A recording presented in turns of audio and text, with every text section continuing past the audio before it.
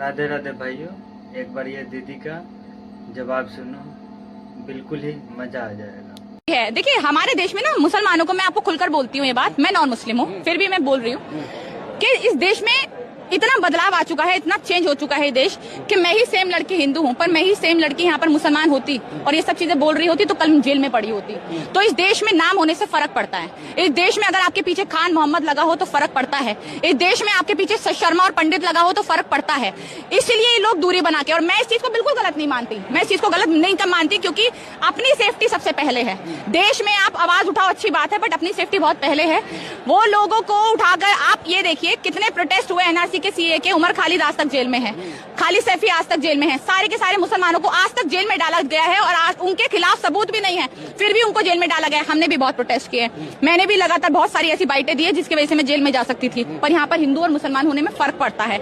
इसीलिए इस देश में उन्होंने थोड़ा सा दूरी बनाई है और इसमें कुछ गलती नहीं है अगर वो अपनी सेफ्टी के बारे में सोच रहे हैं। आप ये देखिए कि हमारे देश का दुर्भाग्य ऐसा है कि मुसलमान एक ये सोच रहा है कि हम इस प्रोटेस्ट से दूरी बना ले ताकि हमको पकड़कर गिरफ्तार करके अंदर ना डाल दिया जाए। जनता पार्टी का क्या भविष्य लग रहा है आपको? लोग कह रहे हैं कि अमेरिका में बैठकर, विदेशों में बैठकर भारत विरोधी यहाँ गतिविधियां ये लोग कर रहे हैं। आ तो गया भाई, आज तो इंडिया में आ गया, ठीक है, अब आ तो गए इंडिया में, और क्या चाहिए आपको? और अगर हम बात कर रहे हो, अगर है तो वो इंडियन ना, वो कहीं पे भी बैठकर लोगों के लिए अगर आवाज उठा रहे हैं, चाहे वो अमेरिका में हो, चाहे वो कहीं पे भी पूरी दुनिया की कोई सी भी कंट्री में वो, अगर हमारे भारत देश के जनता के लिए, युवाओं के लिए अगर आवाज उठा रहे हैं तो हम उनके साथ खड़े हैं। और हमें देखिए, फ्यूचर हमारे को ऐसा नहीं है कोई बहुत इलेक्शन जीतने हैं, बहुत सारी चीजें करनी, नहीं। हमारी जो मांगे हैं, जो बहुत ही छोटी मांगे हैं, जो बहुत बड़ी मांगे नहीं है, उसको पूरा कर दिया जाए। हम देश के युवाओं के लिए रोजगार मांग रहे हैं, अच्छी सड़कें मांग रहे हैं, अच्छा पानी मांग रहे हैं, अच्छे पेड़ मांग रहे हैं, स्कूल्स मांग रहे हैं, कॉलेजेस मांग रहे हैं, जिससे देश की जनता का ही भला हो, हमारी महंगाई कम हो, यही सब मांगा जा रहा है। इसके अलावा क्या है कॉकरोच जनता पार्टी की क्या आइडियोलॉजी? देखिए, आइडियोलॉजी से खेल होता है ना भारत में। आइडियोलॉजी अब हम हिंदू मुसलमान करने बैठ जाए तो आइडियोलॉजी बन जाएगी। हम तो हिंदू मुसलमान कर रहे हैं भाई,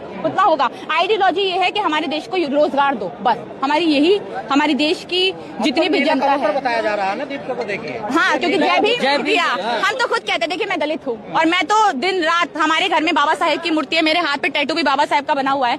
अब आप ये देखिए, धर्म को छोड़ दीजिए, अगर आप जय भीम, जिसने हमारा कॉन्स्टिट्यूशन लिखा, जिसकी वजह से हमारा ये लॉ, जितना हमारा जो लॉ पढ़ पाते हैं हम, जिसकी वजह से हमारा संविधान बना, जिसकी वजह से हमें न्याय मिलता है, न्यायपालिका, जिन चीजों को जिन्होंने किया, उनको अगर बोलने पर, जय भीम, उनका नाम लेने पर अगर आपको नीला कबूतर बता दिया जाए तो इससे बड़ा दुर्भाग्य इस देश का कुछ नहीं हो सकता।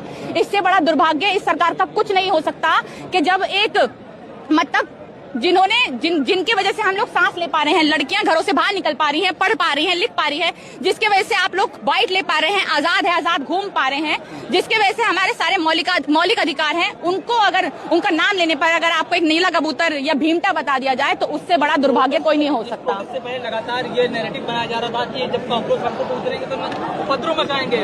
कहाँ मच रहा है उपद्रव? देखिए आप, देखिए ये पता है इनको ये कैसे कहते हैं, क्योंकि जब भी कोई प्रोटेस्ट होता है ना पीसफुली, ये अपने कुछ घटिया जो अंधभक्त है, जो टुच्चे मुच्चे से हैं, उनको 150 रुपए देकर बेचते हैं और फिर कहते हैं कि जाओ वहाँ पर गाली बको, जाओ वहाँ पर ऐसी ऐसी बातें बोलो जिससे हुड़दंग मच सके।